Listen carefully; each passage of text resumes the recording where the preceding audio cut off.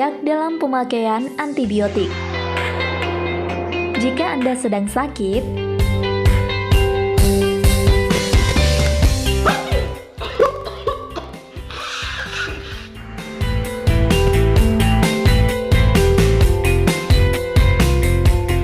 jangan minum antibiotik sembarangan, karena tidak semua penyakit membutuhkan antibiotik. Apa itu antibiotik? Obat waktu kita demam.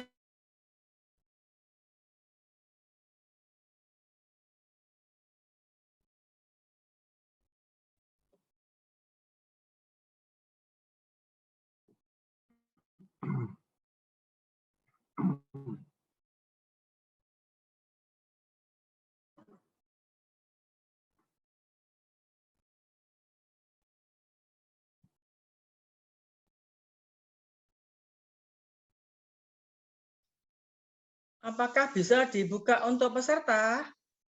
Sudah, Prof. Sudah. Y. Oh, sekarang sudah bisa? Sudah masuk. Oh, ya udah tak bilang orang-orang supaya bisa masuk. Soalnya banyak yang tanya kok nggak masuk, padahal videonya udah bagus. Tadi kayaknya ada yang, ya udah tak bilang coba tak suruh masuk lagi. Makasih. Sama-sama, Prof.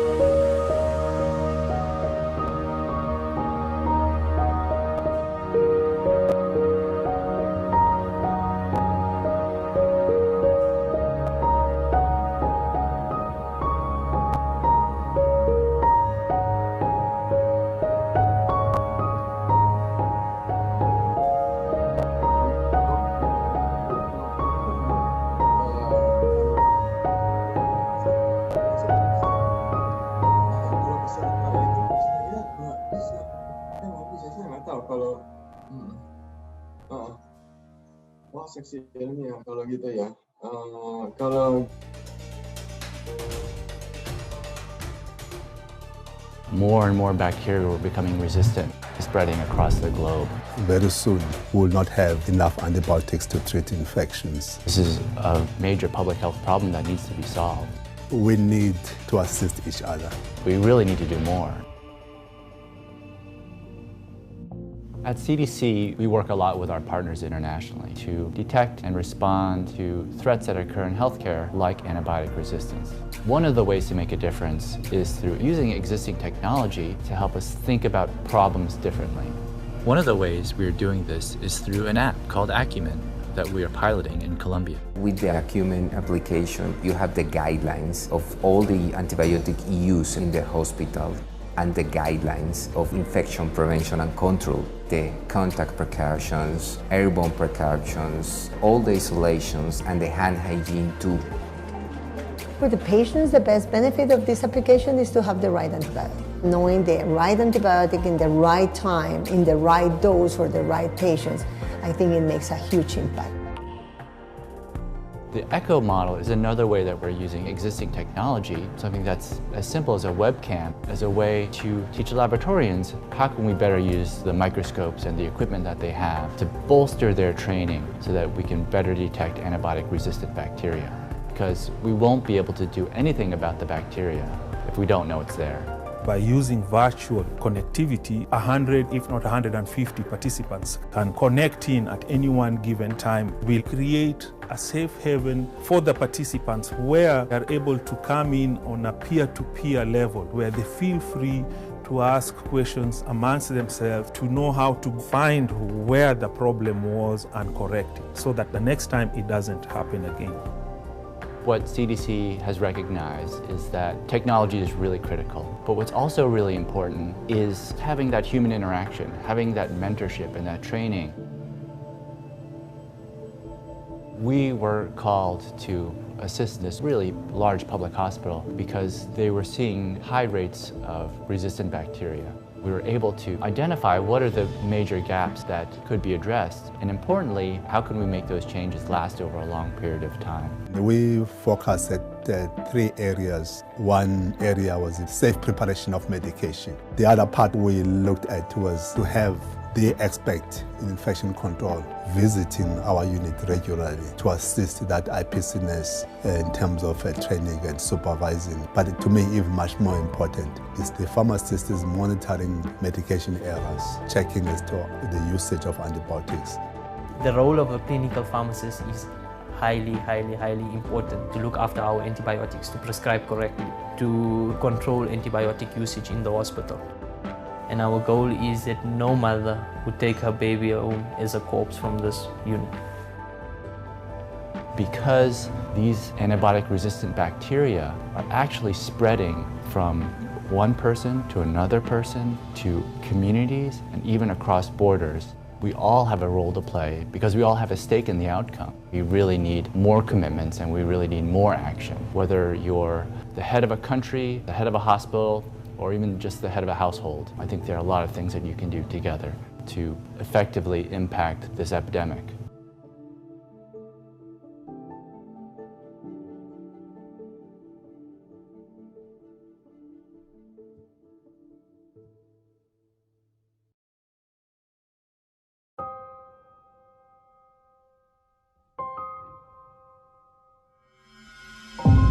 Every day, we race against a threat we can't see.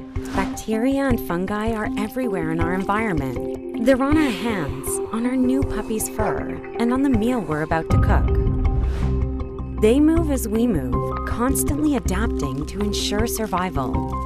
We figure out ways to stop infections before they start, like vaccines and sanitation, and develop new ways to treat them, like new antibiotics. But germs are always evolving, and they can develop new defenses against antibiotics. Keeping up can feel like swimming against a current. When we make our drugs more powerful, the success is only temporary. Bacterial and fungal illnesses grow harder and harder to treat, sometimes becoming deadly. Whenever we use antibiotics, only some germs will die. The most resistant can survive and spread. These germs then adapt in multiple, clever ways, occasionally combining several types of defense, modifying or destroying the drug when they come in contact with it, disguising themselves so the drug doesn't recognize them as a threat, or passing information to other germs through gene transfer. When germs share and combine defense strategies, they adapt and some can become completely untreatable with existing antibiotics. So, researchers create new drugs, working harder than ever to treat the same infections. The new antibiotics might save lives, but we can't slow down to catch our breath. Every day we can stop the spread of germs and prevent infections to keep people safe. That's why infection prevention is so important. If you prevent the infection, you don't need the antibiotic. And when antibiotics are needed, improving how we use these drugs in humans and animals will help in the fight against antibiotic resistance.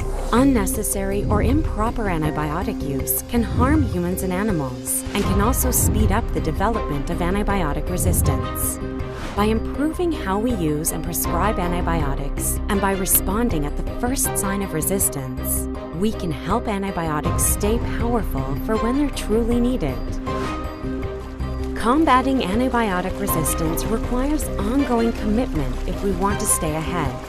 CDC is leading the public health response in the US, but the world needs an aggressive and coordinated response to combat antibiotic resistance globally. Germs will continue adapting, infections could become even more deadly, and antibiotics could lose more of their power. But through constant effort, we can save lives and preserve antibiotics for future generations. Let's stop germs from winning this race.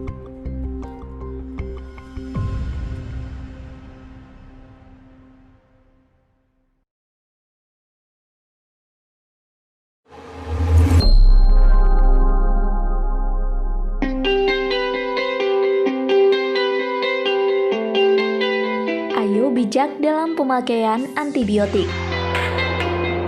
Jika Anda sedang sakit,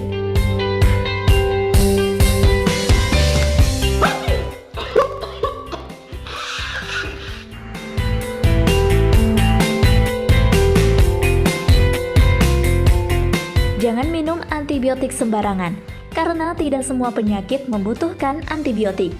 Apa itu antibiotik? Obat waktu kita demam. Obat bila kita sakit batuk pilek dan nyeri tenggorokan. Antibiotik itu adalah obat untuk membunuh kuman dan virus. Antibiotik adalah obat yang digunakan untuk mengobati penyakit infeksi yang disebabkan oleh bakteri, bukan untuk infeksi karena virus ataupun jamur. Antibiotik hanya efektif bekerja untuk sejumlah jenis kuman saja, bukan untuk semua kuman. Sebelum minum obat, perhatikan hal berikut. 1. Dosis obat, yaitu takaran obat setiap kali pemakaian untuk mencapai efek pengobatan. Dosis bergantung antara lain jenis dan beratnya penyakit.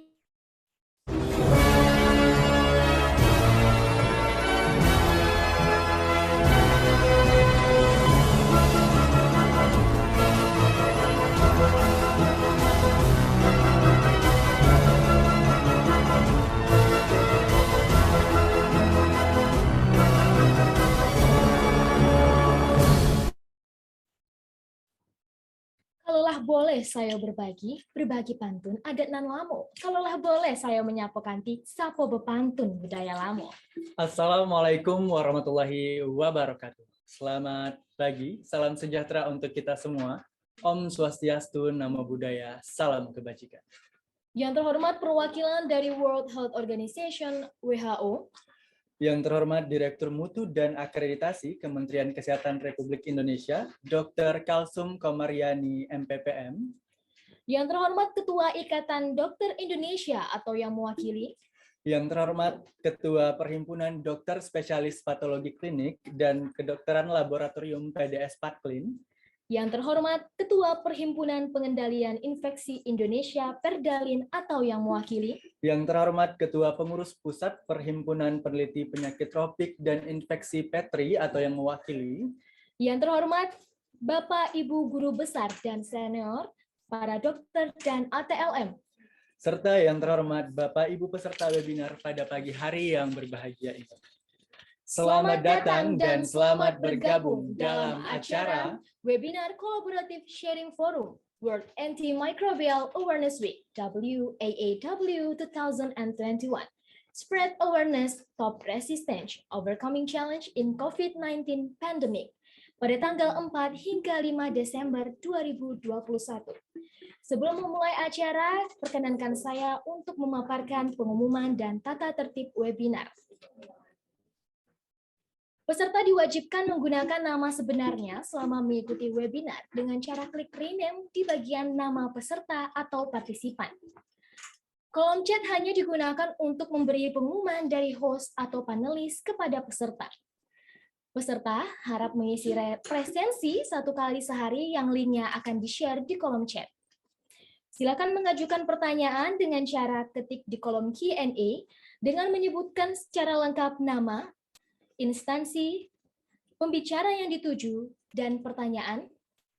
Pada akhir acara hari Minggu akan ada peluncuran e-book dengan judul Peranan Dokter Spesialis Patologi Klinik dalam program pengendalian resistensi antimikroba di rumah sakit. Pengumuman pemenang door prize akan diundi di akhir acara pada hari pertama dan kedua. Untuk mendapatkan sertifikat, peserta wajib mengikuti seluruh rangkaian acara dan juga mengisi link presensi selama 2 hari berturut-turut. Adapun susunan acara webinar menyanyikan lagu Indonesia Raya dan dilanjutkan dengan Mars PDS Patklin, pembacaan kode etik Ikatan Dokter Indonesia, laporan Ketua Panitia Webinar Collaborative Sharing Forum World Antimicrobial Awareness Week WAAW 2021 Spread Awareness Top Resistance Overcoming Challenge in COVID-19 Pandemic, kata sambutan Ketua PDS Patklin Indonesia sekaligus membuka acara, pembacaan doa. Memasuki agenda selanjutnya menyanyikan lagu Indonesia Raya dan Mars PDS Patklin.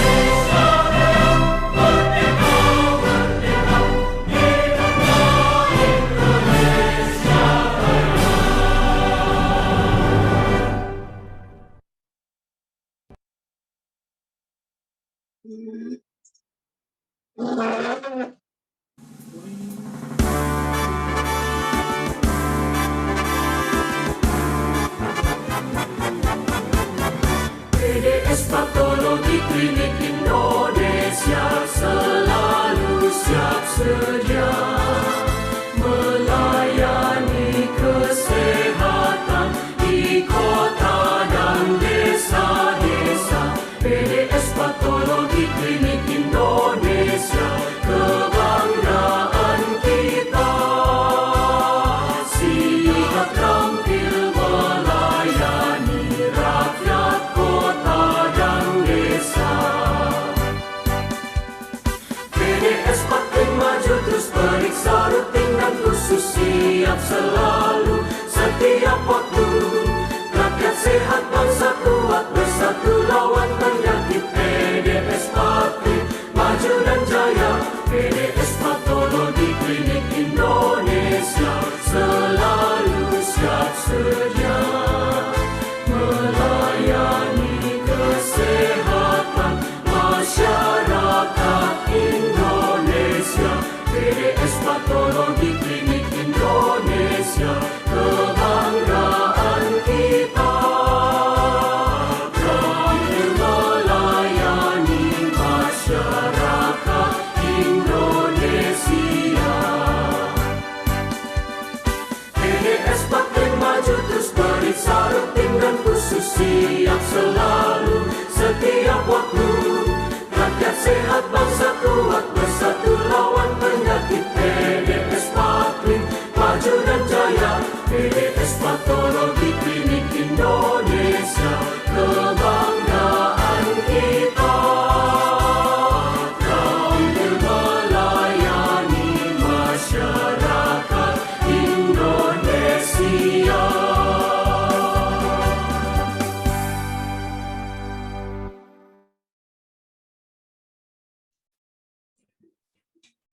Kode etik Ikatan Dokter Indonesia yang akan disampaikan oleh Dr. M. Rusli, MCAT Clinpad SPPK.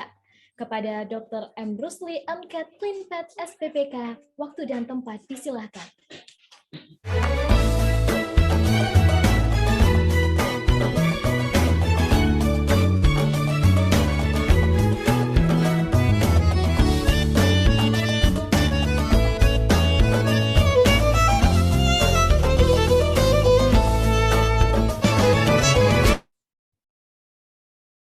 Baik, terima kasih MC. Assalamualaikum warahmatullahi wabarakatuh. Salam sejahtera untuk kita semua. Yang saya hormatin para guru besar, guru-guru saya, para senior, dan teman sejawat serta peserta webinar. Baiklah, saya akan menyampaikan tentang etik kedokteran. Etika profesi disusun oleh organisasi profesi dalam suatu kode etik yang menjadi pedoman dan alat ukur anggota dalam menjalankan profesinya. Jadi merupakan kaidah moral yang mempunyai kewajiban moral dan sanksi moral dalam layanan profesi. IDI sebagai organisasi profesi para dokter berkewajiban menjaga dan memelihara secara terus-menerus etika kedokteran dalam berbagai gejolak yang mengancam ketahanan moral para dokter agar martabat dan tradisi luhur kedokteran tetap terpelihara. Etika kedokteran tersimpul dalam Kode Etik Kedokteran Indonesia, sedangkan disiplin kedokteran dan hukum kedokteran sebagian tercantum dalam Undang-Undang Praktek Kedokteran. Etika berada di atas norma hukum dan disiplin lebih dikodifikasi dan membatasi diri pada aspek perilaku lahiriah saja, sedangkan etika menyangkut juga sikap batin pelaku. Sanksi atas pelanggaran etika lebih bersifat sanksi moral, sedangkan sanksi atas pelanggaran disiplin dapat berupa peringatan tertulis, rekomendasi pencabutan STR atau SIP, atau kewajiban ikut pendidikan atau latihan. Sedangkan sanksi atas pelanggaran hukum dapat berupa pidana dan atau perdata. Penetapan atas pelanggaran etika dan pelaksanaan sanksi oleh MKEK, sedangkan penetapan atas pelanggaran disiplin dan pelaksanaan sanksinya oleh MKDKI. Kemuliaan dokter terlihat dari penampilan, sifat ketuhanan, kemurnian niat, keluhuran budi, kesungguhan hati, serta integritas ilmiah dan sosial. Etika dokter terhadap pasien, dokter wajib memperhatikan jenis penyakit, sebab-musababnya, kondisi tubuh pasien, umurnya obat yang cocok dengan musim itu, negeri si sakit dan keadaan buminya, iklim di mana ia sakit dan daya penyembuhan obat itu. Dia harus lemah lembut menggunakan cara keagamaan dan sugesti atau meyakinkan peran jiwa dan pertolongan Tuhan dalam pengobatan.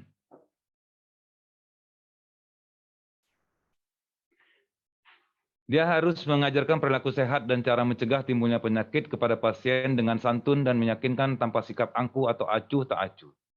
Jika harus melakukan pengobatan yang mungkin berdampak negatif pada pasien, harus memberikan penjelasan yang lengkap dan mudah dipahami sebelum minta persetujuan pasien atau keluarganya.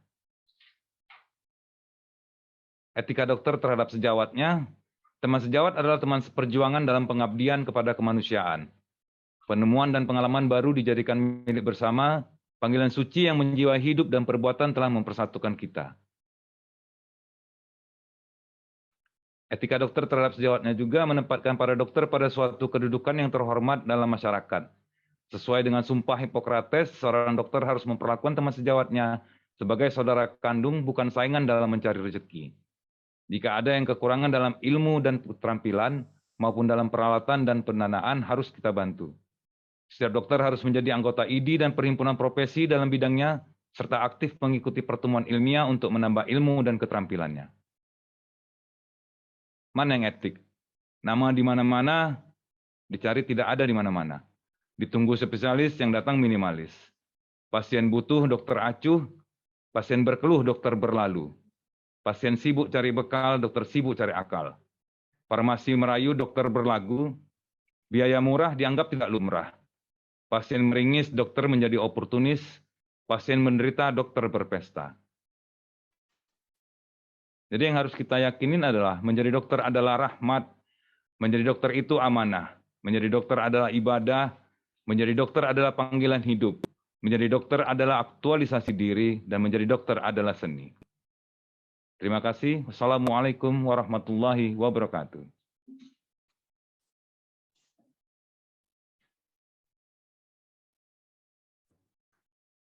Terima kasih kepada Dr. M. Rusli M. Clinpad SPPK. Acara selanjutnya laporan oleh Ketua Panitia Webinar Collaborative Sharing Forum World Antimicrobial Awareness Week WAAW 2021. Spread Awareness, Stop Resistance, Overcoming Challenge in COVID-19 Pandemic.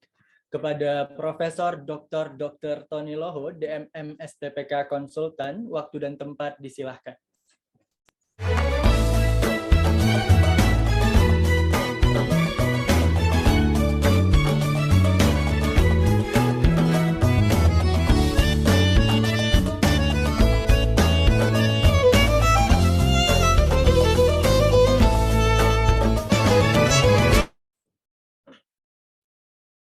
Yang terhormat Ketua Pengurus Pusat Perhimpunan Dokter Spesialis Patologi Klinik dan Kedokteran Laboratorium Indonesia, Profesor Aryati, beserta jajaran pengurus pusat. Yang terhormat Direktur Mutu dan Akreditasi Pelayanan Kesehatan Kementerian Kesehatan Republik Indonesia, Dr. Kalsum Komariani, MPPM. Yang terhormat perwakilan World Health Organization WHO Jakarta, Dr. Minsih, Master of Public Health. Yang terhormat Profesor Dr. Najwa Khamis dari Ain Shams University Specialized Hospital Kairo. Yang terhormat Profesor Dr. Suhendro, dokter spesialis penyakit dalam, konsultan penyakit tropik infeksi. Yang terhormat Dr. Uun Sumardi, spesialis penyakit dalam, konsultan penyakit tropik infeksi, Finasim, KIC, konsultan intensive care. Yang terhormat Dr. Ronald Irwanto, spesialis penyakit dalam, konsultan penyakit tropik infeksi, Finasim. Yang terhormat Profesor Dr. Rianto Setia Budi, dokter spesialis farmakologi klinik. Yang terhormat Profesor Dr. Hindra Irawan Satari, dokter spesialis anak konsultan.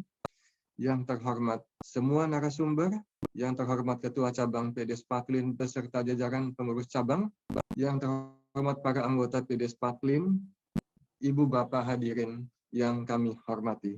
Selamat pagi, salam sejahtera, Assalamualaikum, Shalom, Om Swastiastu, Namo Buddhaya, salam kebajikan bagi kita semua.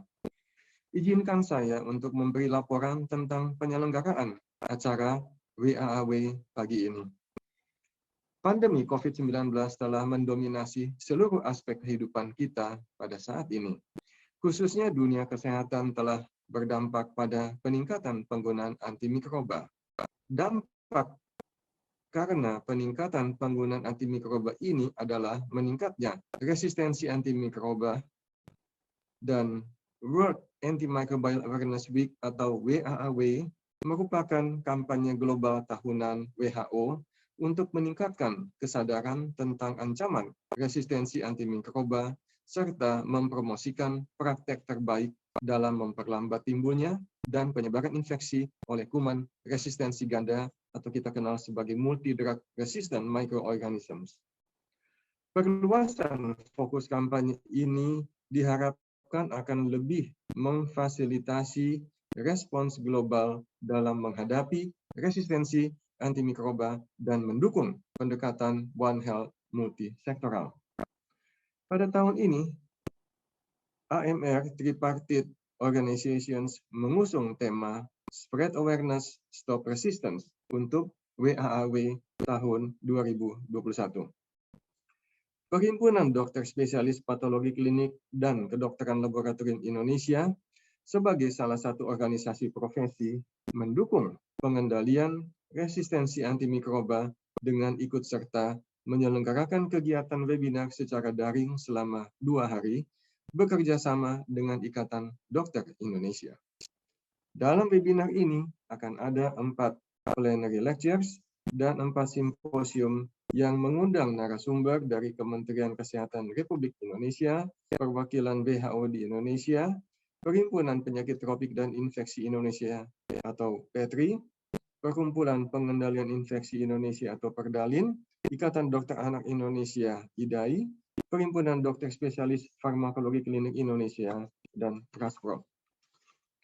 Dalam penyelenggaraan acara ini, kami mengucapkan terima kasih kepada mitra kerja kami, yaitu PT Mindray Medical Indonesia, PT Sysmex Indonesia, PT Becton Dickinson Indonesia, PT Encephal Medica Prima, PT Setia Guna Medica, PT Diastika Biotech Indo, dan Thermo Fisher Scientific Microbiology.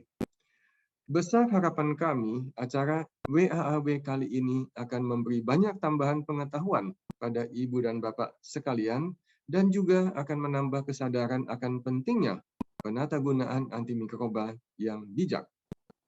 Akhir kata, kami ucapkan terima kasih banyak kepada semua pihak yang telah mendukung sehingga acara ini dapat terselenggara.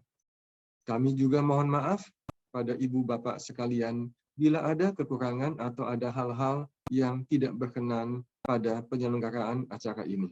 Terima kasih, Panitia WAAW Perhimpunan Dokter Spesialis Patologi Klinik Indonesia. Kami kembalikan ke MC.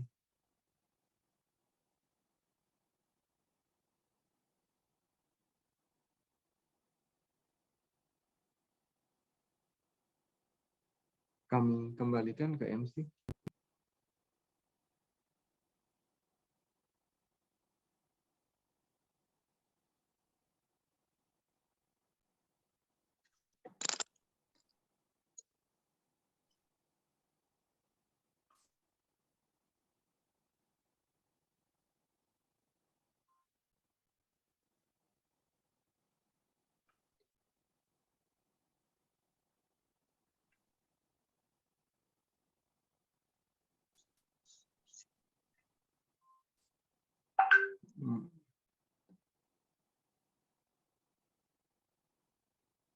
Kami kembalikan ke MC.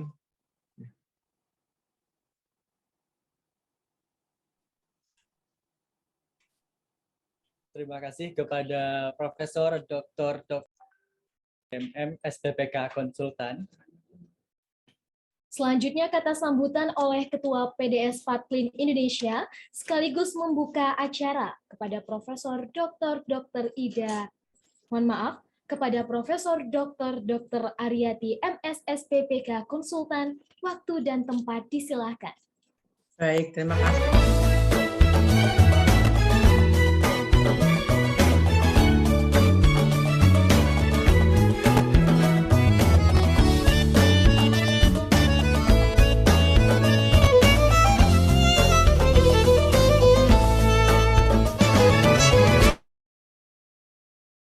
Assalamualaikum warahmatullahi wabarakatuh. Salam sehat, bahagia, dan sejahtera untuk kita semua. Shalom, Om Swastiastu, Namo Buddhaya, salam kebajikan. Yang terhormat Direktur Mutu dan Akreditasi Pelayanan Kesehatan, Dr. Kalsum Komariani, MPPM. Yang terhormat para pembicara dan moderator WAAW, especially our distinguished guest, Profesor Nakwa Kamis, juga yang terhormat Dr. Benjamin Sihombing MPH dari Siar WHO, dan seluruh bicara dan moderator yang lain. Yang terhormat Ketua Panitia WAAW, Profesor Dr. Tony Loho SPPK Konsultan, yang kami sayangi semua panitia WAAW PDS Patklin, dan seluruh hadirin peserta WAAW PDS Patklin yang saya muliakan, serta para mitra kerja yang juga kami hormati dan kami muliakan. Alhamdulillah, segala puji bagi Allah Tuhan semesta alam yang telah memberikan kesehatan dan kesempatan kepada kita atas kesehatan dan keselamatan yang melimpah kepada kita semua. Sehingga pada hari ini kita dapat melakukan kampanye global tahunan WHO untuk meningkatkan kesadaran tentang ancaman dan resistensi antimikroba. Pada hari yang sangat berbahagia ini, PDS Patklin mempersembahkan webinar kolaboratif sharing forum World Antimicrobial Awareness Week WAAW dengan tema Spread Awareness, Stop Resistance, Overcoming Challenges in COVID-19 Pandemic, yang akan berlangsung selama 2 hari secara daring dengan Zoom dan disiarkan live melalui kanal YouTube PDS Patklin. Kegiatan ini merupakan kegiatan dari Pokja Infeksi PPPDS Patlin. Hadirin yang berbahagia, hampir 2 tahun kita bergelut dengan pandemi COVID-19. Kita dituntut untuk semakin meningkatkan awareness terhadap berbagai masalah kesehatan. Di antaranya adalah resistensi antimikroba di dunia. Teman-teman SPPK dengan kompetensi mikrobiologi dan penyakit infeksi yang melekat harus dapat mengimbangi dan dapat memberikan informasi terkini untuk penatagunaan antimikroba minimal di masing-masing rumah sakit atau di laboratorium tempat bekerja. Sehingga kita bisa memberikan saran kepada klinisi tentang penggunaan antibiotika yang tepat dan bijak, tentu dengan tujuan agar MDRO ini dapat terkendali. Dan tentunya ditambah dengan menggunakan fasilitas digitalisasi era 5.0 sehingga kita dapat melakukan diseminasi informasi yang semakin meluas dan cepat. Saat ini jumlah SPPK di Indonesia sebanyak 1.699 SPPK yang tersebar luas dari Sabang sampai Merauke.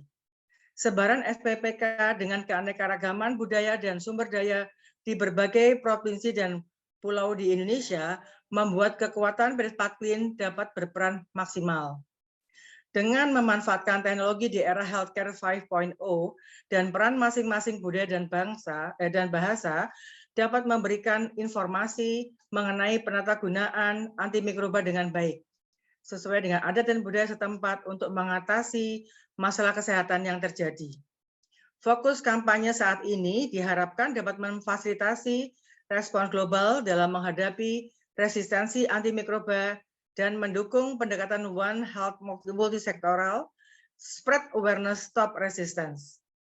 Melalui kegiatan ini, dengan narasumber profesional dari berbagai latar belakang dalam kegiatan ini, akan memberikan materi bagaimana meningkatkan pengetahuan, spread awareness, stop resistance pada antimikroba. Terlebih, semakin banyak diketahui multi-drug resistance organism atau MDRO yang dapat menyulitkan tata laksana infeksi pada pelayanan kesehatan yang dilakukan. Terima kasih disampaikan kepada semua panitia WIOAW dan juga yang pembuat video yang bagus ya, nanti kita akan lihat bersama, dan semua peserta beserta para mitra kerja yang telah berkontribusi pada kegiatan ini. Selamat mengikuti kegiatan webinar kolaboratif sharing forum PPDS Patlin. Semoga penuh manfaat, menambah pengetahuan dan keilmuan yang bijaksana, serta sesuai dengan perkembangan ilmu dan zaman. Om Santi, Santi, Santi Om. Wassalamualaikum warahmatullahi wabarakatuh. Bersama ini, webinar kolaboratif sharing forum World Antimicrobial Awareness Week WAAW dengan tema Spread Awareness, Stop Resistance, Overcoming Challenges in COVID-19 Pandemic dengan resmi saya buka. Selamat kepada para pembicara dan moderator yang akan mengisi hari ini. Terima kasih. Wassalamualaikum warahmatullahi wabarakatuh. Waalaikumsalam. Terima kasih kepada Profesor Dr. Aryati, MS SPPK Konsultan. Selanjutnya pembacaan doa oleh Dr. Niko Sukmawan Febrianto SPPK. Kepada Dr. Niko Sukmawan Febrianto SPPK, disilahkan.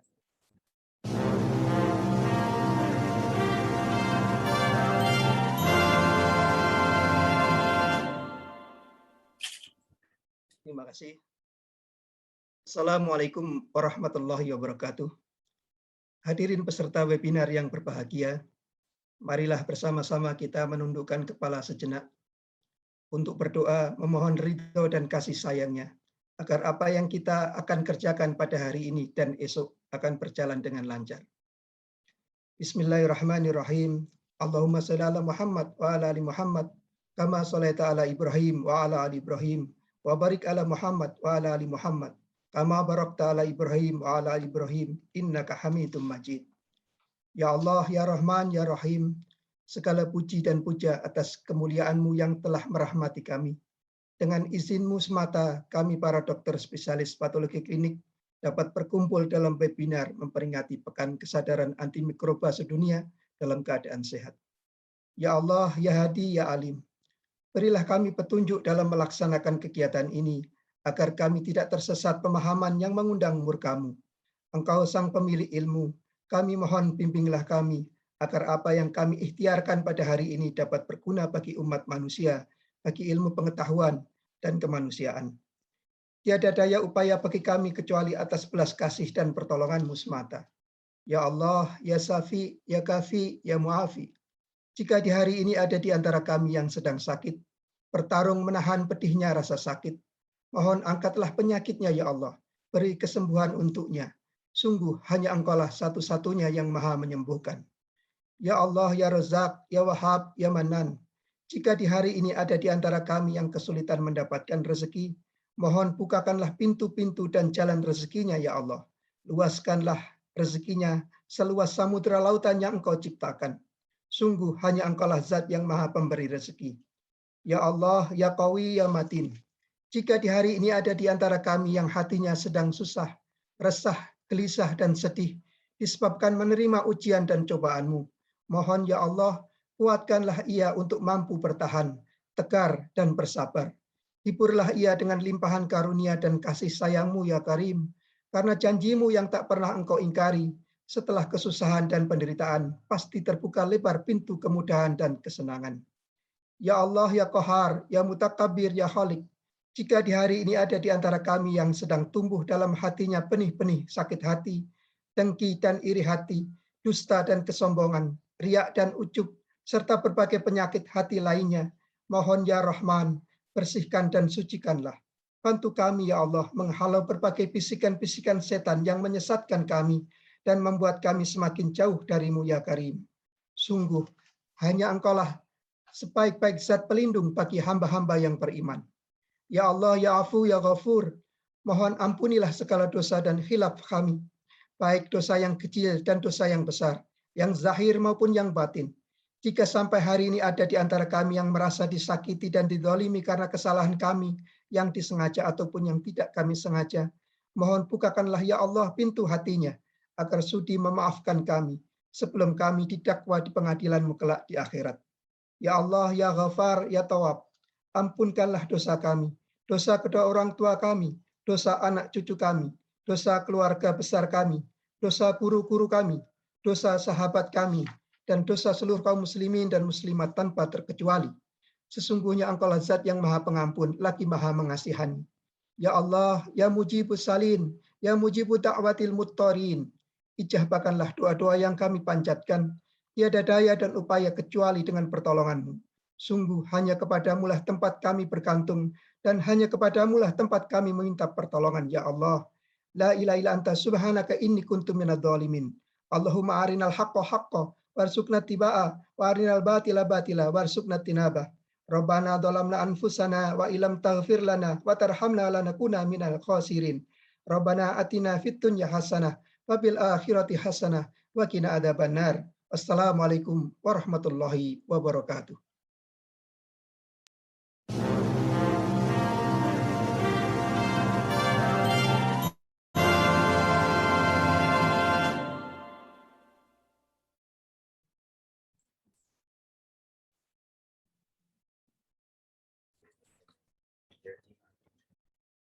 Selanjutnya memasuki acara inti, yaitu pemaparan materi yang akan dipandu oleh Profesor Dr. Aryati MS SPPK Konsultan.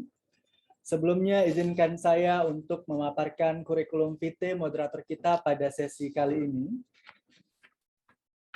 Profesor Dr. Aryati MS SPPK Konsultan menempuh pendidikan S1 di Fakultas Kedokteran Universitas Erlangga pada tahun 1988. Kemudian S2 Imunologi di Fakultas Kedokteran Universitas Erlangga pada tahun 1992,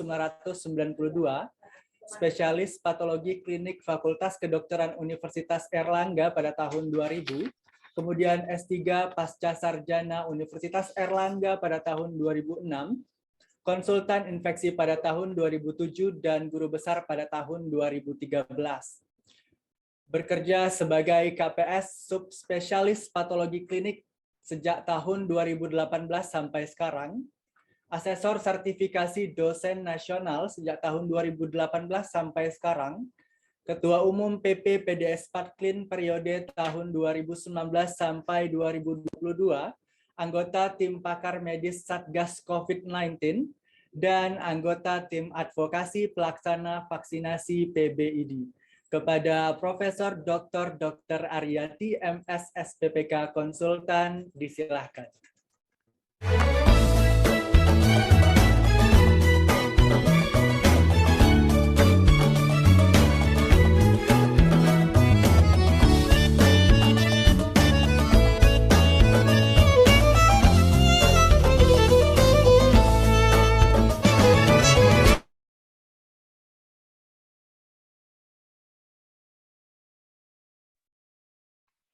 Assalamualaikum warahmatullahi wabarakatuh.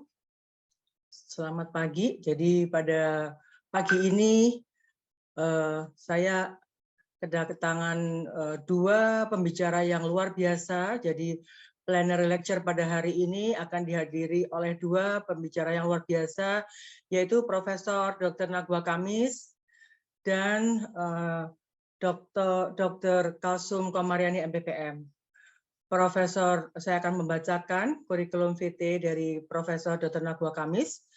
Beliau bekerja di Ain Shams University Specialized Hospital Cairo dan beliau mendapatkan gelar MB BCH dari BCH maupun MSc Clinical Pathology maupun MD Clinical Pathology berturut-turut di tahun 84, 89 maupun 97 dari Faculty of Medicine Ain Shams University, dan beliau juga mendapatkan Professional Certificate Infection Control Lab dari Grupe Hospitalier Pitié Salpêtrière EPSP di tahun 91.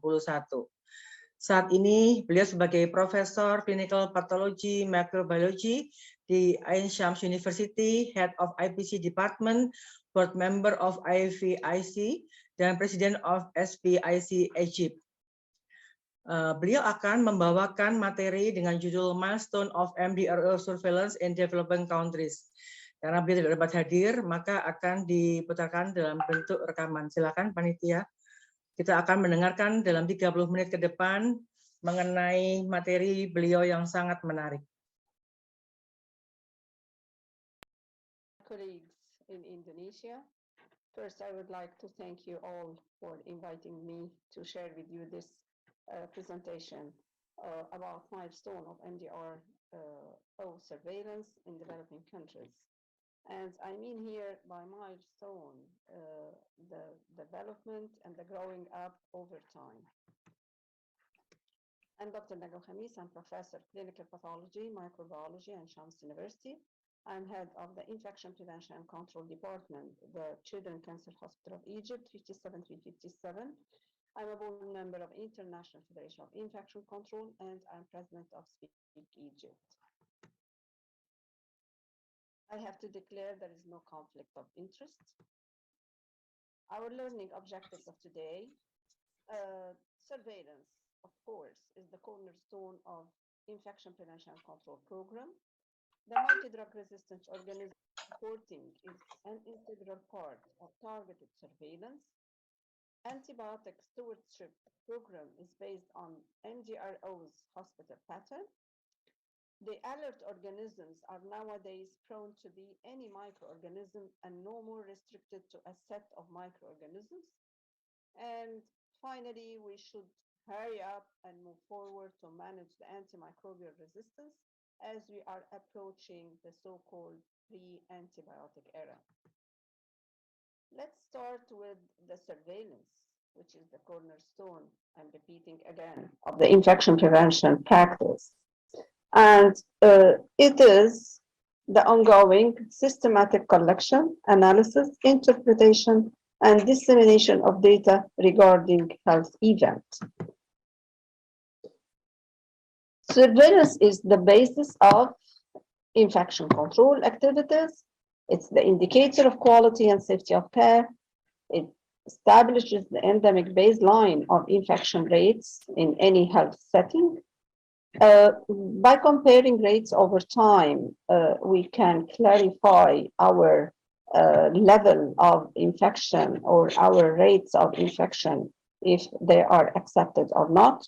And like this, we can identify our rates. We developed by surveillance targeted intervention activities, especially for the multi-drug resistant organisms, and evaluating the control measures for improvement. And of course, we can assist in reducing the risk of hospital-acquired infections. This is the regular flow chart that you all know. We have here the event, then we go to collect data first, and these data are furtherly analyzed, assessed, and then interpreted. And like this, we get information out of these data. And by reporting them, of course, we will take action. And this action is most probably a corrective action to manage this event. In healthcare settings, we have 5 major areas of interest, included in healthcare-associated infection surveillance. We do surveillance of urinary tract infection, bloodstream infection, lower respiratory tract infection, surgical site infection, and the final one is related to the antimicrobial resistance pattern. And regarding the first 4 types of infections, we can add to them also the device-associated infections like catheter-associated UTI, CLABSI or central line-associated bloodstream infection, and the VAP or the ventilator-associated pneumonia in respiratory tract infection. Surveillance in healthcare-associated infection and antimicrobial resistance. We have to mention first that active surveillance is much more effective than the passive surveillance. In active surveillance, we do case finding by the infection control staff because previously we were waiting for the staff to notify us with cases of infections, but this passive method found to be not to be accurate. So by doing the active surveillance, the case finding had improved much to be approximately 85% of defined infections.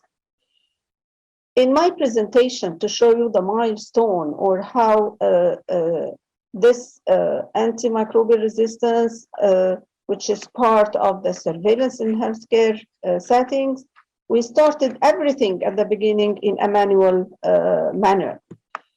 So regarding the data collection, surveillance of infections requires each patient to be assessed often repeatedly by trained staff, and it is often done routinely by analyzing lab reports, assigned form, and by ward visits. This is our infection notification form in my university hospital. We use this form since a very, very, very long time, since 1989. It's like 32 years now. But of course, things have been changed lately. I will show you in my presentation. So this form, it's in Arabic, and we use it to notify a case of hospital-acquired infection or a case of infection at the beginning. And it's the IPC staff who is going to analyze and assess the data. And it's for us to say this is a healthcare-associated infection or a community-acquired. So for the data collection, we need the lab reports. This involves analysis of lab reports of culture and sensitivity on daily basis. This work is all through the time was done on daily basis. But the reporting, of course, it is done on monthly basis.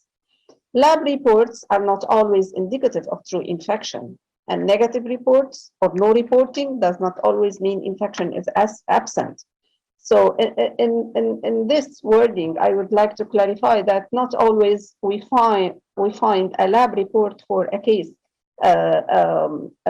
suffering from infection, because as we all know that many clinicians rely upon the clinical picture just to prescribe the antibiotic therapy. Some of them never send a sample to the central lab or the microbiology lab to be cultured and to do the antibiotic sensitivity panel. This is the report of the microbiology report, in which we see a case of Staph aureus infection, which is sensitive to many antibiotics, but it is erythromycin resistant. And this is a case of combined infection. We find Klebsiella as well, which is resistant to azoctam and tazocine. But fortunately, this is a case of, although combined infection, but we can find many groups of antibiotics that are still working versus this microorganism. But I'm showing you how we retrieve the data from the microbiology lab to match them with cases of infection, and we identify the microorganism and the antibiotic sensitivity resistance pattern. Previously, we were focusing upon some microorganisms to be resistant, like MRSA, VRE, vancomycin, intermediate Staph aureus, and ESBL, and so, and HRSA. But nowadays, any microorganism can become resistant. And of course, this is due to the abuse of antibiotics. So we can find any microorganism whichever presenting the infection. And when we consult or explore the antibiotic sensitivity lab test, we find a pattern of resistance, a pattern of high resistance versus many groups of antibiotics. This is the way we were using manually to gather the sensitivity of each type of antibiotic versus some microorganisms. So we used to do this till the year 2013, but afterward we started to do something else I'm going to show you in my next slides.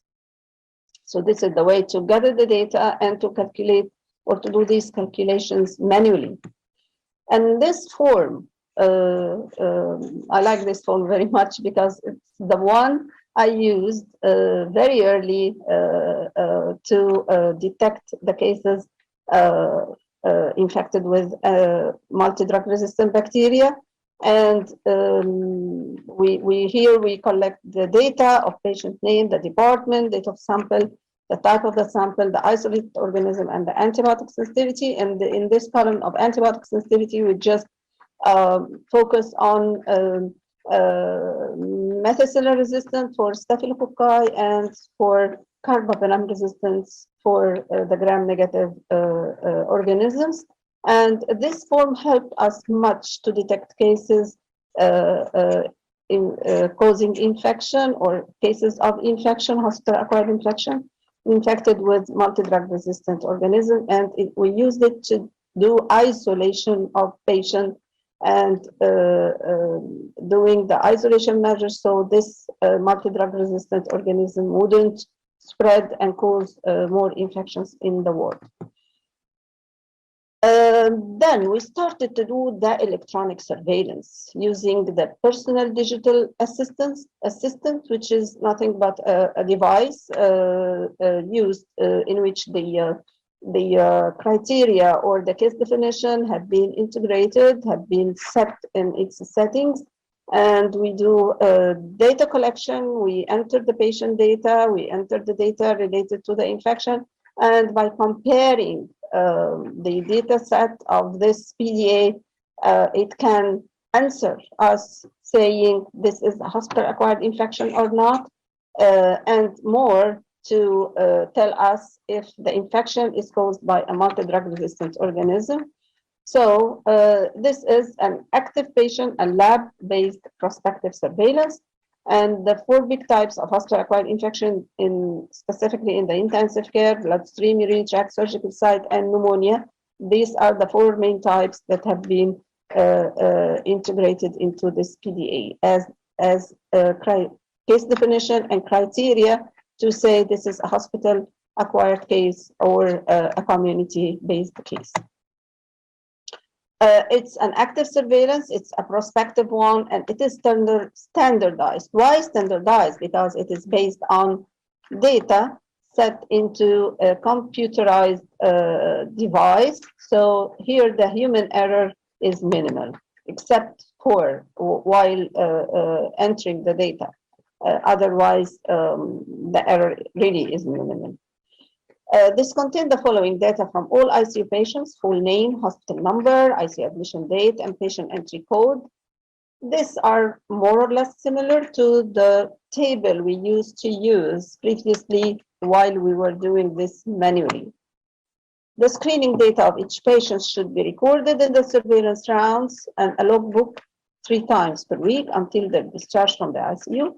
The date and the type of the suspected hospital-acquired infection should be documented in the rounds logbook. So all the data are explored while doing the round, and they are retrieved from the patient while doing this round, and we do data entry, and we use also the so-called logbook for specific data. And these are now the table, which is much more sophisticated than the previous one. And this contains the following data for any patient: same patient entry code, type of suspected infection, full patient name, date and type of lab. So all of these are data retrieved from the main computer system, and then we use some of them to do the data entry. So everything is more or less computerized, and we here the patient data are compared to criteria and a case definition already in the settings of this device or PDA. The logbook has the date of starting PDA and date of completion, the name of isolate, label number, and the type of hospital-acquired infection. So there are plenty of data interplaying here in this automated surveillance. And it detects as well the multi-drug resistant strains. And these are the steps to go to do the data entry. And after doing the data entry, we can see on the screen the result of the case, if it is a suspected hospital-acquired infection, with a report, if we can press and we can retrieve a report about it.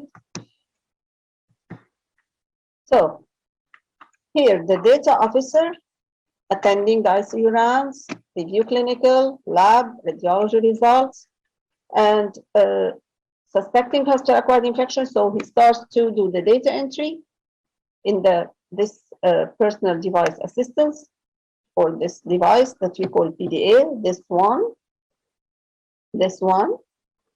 Then requesting more investigations, which means we can explore the patient file more and do the entry of his laboratory and X-ray results.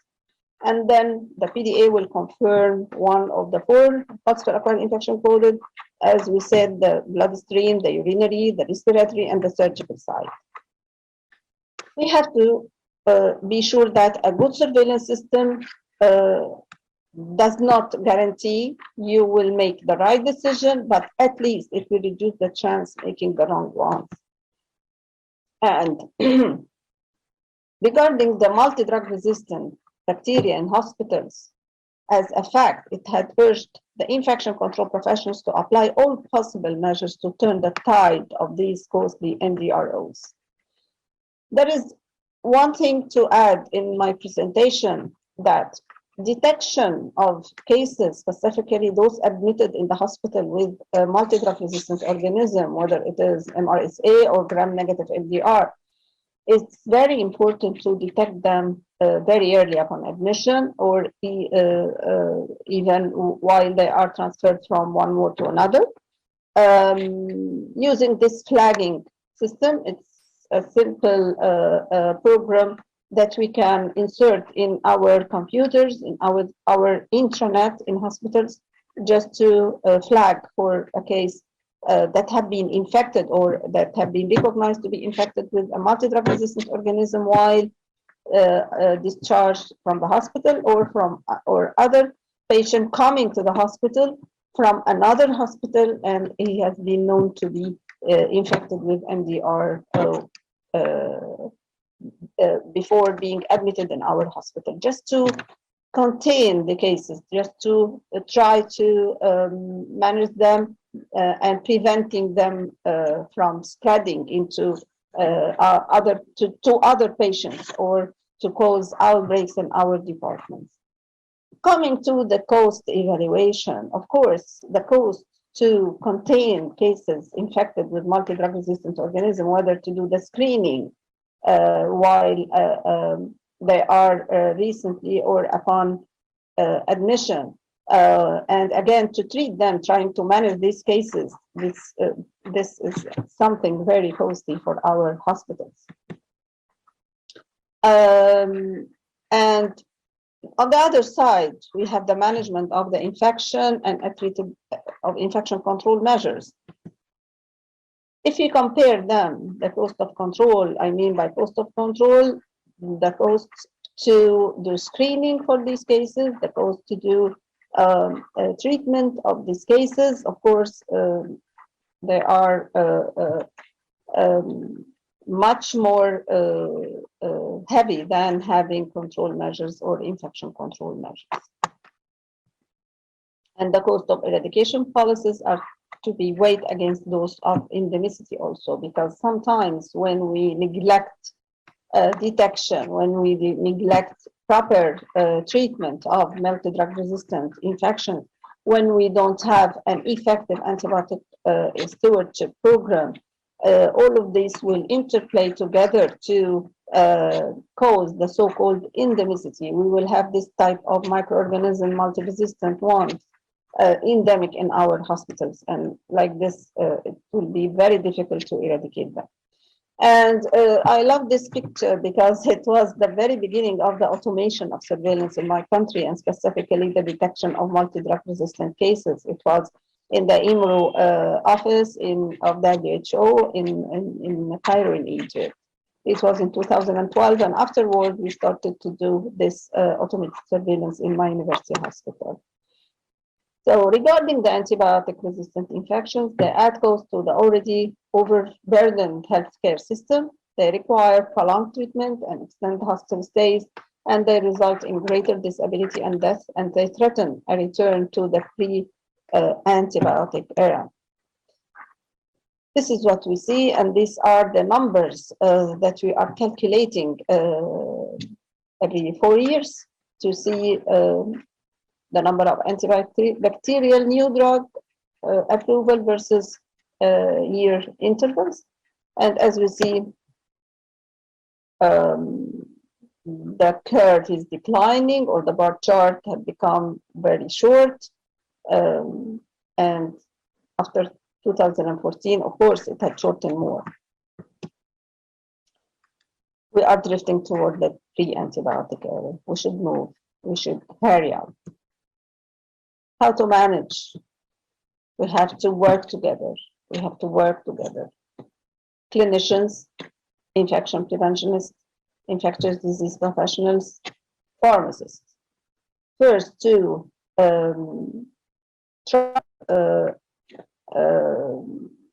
move for new antibiotics in the market, and on the other hand, in our hospitals, try to minimize the abuse of antibiotics as much as we can, and to have in all hospitals the so-called antibiotic stewardship program. This was one of our campaigns to push our clinicians to stop the abuse of antibiotics, specifically the sophisticated ones, and we did this campaign to stop multi-drug resistant organisms as IPC department in my hospital. So to provide practical recommendations for healthcare workers in hospital, and to improve the quality of antibiotic prescribing and thereby improve patient clinical outcomes. And why we implement the antimicrobial stewardship? Because we use it antimicrobial wise use and combating antimicrobial resistance to minimize morbidities and mortalities and to minimize the cost. How to implement an antimicrobial stewardship program? These are just, I'm enumerating the steps, but it's a huge project in our hospitals. It's a huge program. First, we have to assess the motivation, because if we are going to formulate an antibiotic stewardship program or plan without the motivation of or the good perception of the clinicians, so we are wasting our time because they are going to reject it, they are not going to use it. To ensure the accountability and the leadership of those who are going to use this program and be responsible of it, and to spread the word, to spread the proper information about it, to set up structure and organization, to define priorities and how to measure progress and success, to identify effective intervention for your setting, and identify key measurements for improvement, to educate and train, and finally communicate. This is something that have been written by Hoffman et al. That it's the antimicrobial prescribing threat of the 30% rule. He says that in 30% of all hospitalized patients at any given time, they receive antibiotics. And over 30% of antibiotics are prescribed inappropriately in the community. And up to 30% of all surgical prophylaxis is inappropriate. And 30% of hospital pharmacy costs are due to antimicrobial use. And 10 to 30% of pharmacy costs can be saved by antimicrobial stewardship program. Where to go? Do guidelines or do policy? For me, I would prefer the policy. Why? Because the policy is an agreement between the IPC department or the infectious disease department and our clinicians.